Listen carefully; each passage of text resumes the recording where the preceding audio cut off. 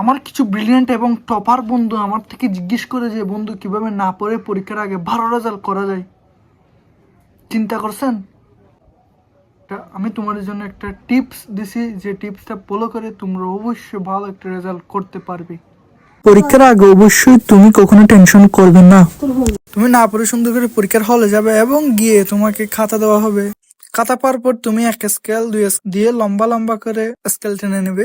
Scale টানা হয়ে গেলে তারপর তুমি হাতে প্রশ্নটা নিবে। হাতে প্রশ্ন নিয়ে বিসমিল্লাহির রহমানির রহিম বলে শুরু করবে।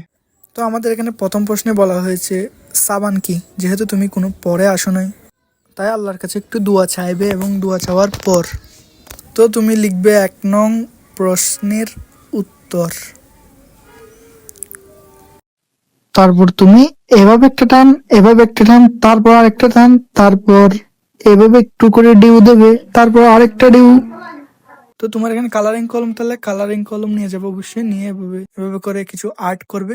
তারপর আবার অন্য একটা নিয়ে আরেকটু করে হালকা উপরে খালি জায়গায় আরেকটু করে ড্রয়িং করার চেষ্টা করবে। এরপরে শুরু করবে তুমি ক নাম্বার। ক নাম্বারও ঠিক একই স্টাইলে। তারপর আমি প্রশ্নে চলে যাব। যেহেতু আমাদের ক নাম্বারে বলা হয়েছে সাবান কি, তো আমরা লিখবো সাবান হলো এমন একটি জিনিস যা আমরা গোসলে সাধারণত ব্যবহার করে থাকি। তারপর আরেকটু ফাঁকা রেখে তারপরে খ লেখা শুরু করবে। ও আচ্ছা, আমি তো তোমাকে বলতে ভুলে গিয়েছি, তুমি যদি মেয়ে হো তাহলে তুমি এখানে আরো একটু ড্রয়িং করতে পারো, যে ফুল এঁকে দিতে পারো। চাইলে 2টা এঁকেছি ফুল, তুমি চাইলে 5টা 6টা এঁকে দিতে পারো। এই ফুলগুলো অবশ্যই ছেলে রাখবে না, আমি শুধু মেয়েদের জন্য বলছি।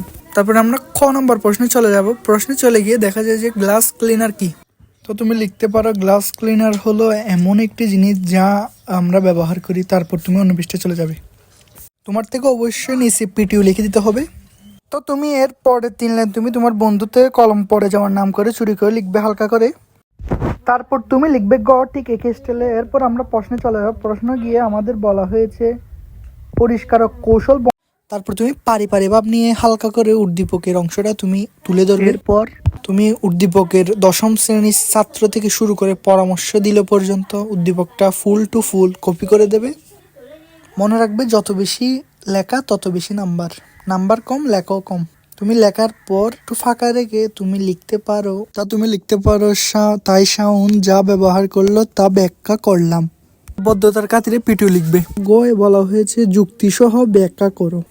ঠিক একই ফরম্যাটটা তুমি এখানেও কপি করে দেবে। তুমি যদি আমার মতো করে যদি এমন সুন্দরভাবে যদি না লিখো তাহলে নাম্বার তুমি অবশ্যই কম পাবে।